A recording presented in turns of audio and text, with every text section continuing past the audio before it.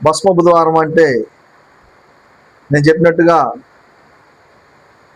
గత సంవత్సరం మట్లాదివారం రోజు ఆ మట్టల్ని వారి వారి గృహాలు తీసుకెళ్ళి అవన్నీ ఒక సంవత్సరం దాచిపెట్టి మళ్ళీ ఈస్టర్ పండగకు ముందు వచ్చే లెంట్ డేస్ ముందు అదే భస్మ బుధవారం ఆ రోజు ఆ గృహంలో దాచిపెట్టిన మట్టలన్నింటినీ ఆ చర్చి దగ్గర తెచ్చి అవన్నీ కాలుస్తారు. కాల్చిన తర్వాత వచ్చే భస్మాన్ని ఆ బూడిదని ఆ పాస్టర్ గారు ఆ చర్చిలో ఉన్నందరికీ నుడి మీద సిలువేసి మనం మట్టి వారము కనుక ఖచ్చితంగా మట్టిలో కలుస్తామని చెప్పేసి వాక్యలేఖనాలు బట్టి ఆయన ప్రార్థన చేస్తూ మన పాపాల మీద ప్రార్థన చేస్తుంది. ఆయన మనకి ప్రార్థన చేసి ఆ బూడిదను మనకి సిలువ గుర్తు నుదుటి మీద వేస్తారు. అదే భస్మ బుధవారం. ఆ భస్మ బుధవారం నుంచి 40 రోజులు ఉపవాస ప్రార్థనలు స్టార్ట్ అవుతాయి.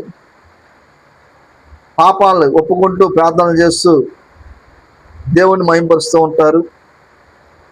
ఈ 40 దినాలు ఈస్టర్ పండగ ముందు వచ్చింది. ఈ లెంట్ డేస్లో మానవుల పాపాలు ఒప్పుకొని కొంతమంది ఉపవాసం ఉంటారు ఒక పూట, కొంతమంది పేదలకి దాన ధర్మాలు చేస్తూ ఉంటారు. ఇలా ఈ లెంట్ డేస్ అంతా, ఈ ఉపవాస దినాలంతా మానవులు చేసిన తప్పిదాలు పాపాల గురించి ప్రార్థన చేస్తూ అనేక కార్యక్రమాలు చేస్తూ ఉంటారు. దీన్నే ఈ ఉపవాస దినాలకు ముందు వచ్చే మొదటి రోజే భస్మ బుధవారం. ఈ భస్మ బుధవారంలో ఈ విధంగా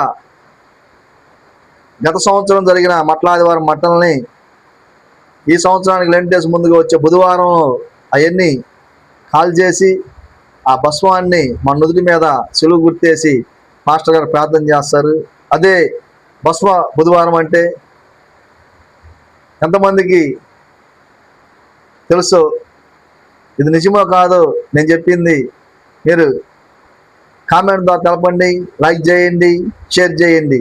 నేను మీ చప్పి రవిశంకర్. అందరికీ నా వందనాలు.